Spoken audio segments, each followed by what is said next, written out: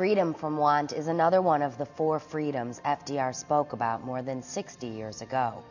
It's a right of citizens to have the basic necessities, things like food and shelter, clean water and air. In other words, the American dream. That's what keeps the labor movement going each and every day. The best way to think about poverty is to look to your left and look to your right in this room, because the typical, most common form of poverty in America are working people.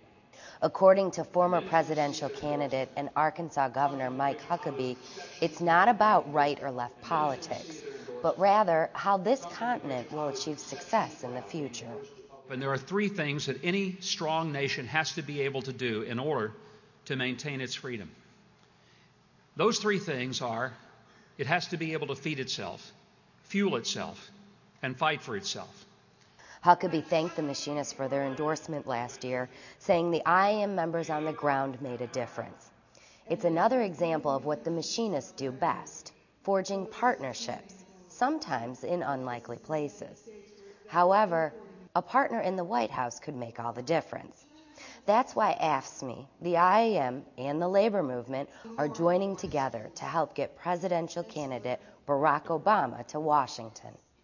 We've got to put somebody in office that listens to us, that talks to us for the first time in so many years, who talks about health care for one and all, who talks about a good education for kids in America, who talks about those kinds of things, who is not afraid on Labor Day to go out and speak about the American labor movement, to go out and be 100% in favor of the Employee Free Choice Act so that we can grow unions in America, so that we can be there again.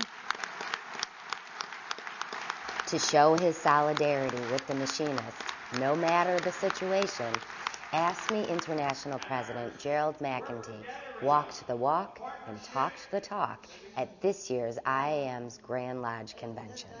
We always put sort of our money where our mouth is. And so I called some people, and I have with me to give to your president a check for $100,000 to help you out on that strike at Boeing. Here you go, brother. Because McEntee, like the machinists, believes freedom from want is a right for all, not something just for a privileged few.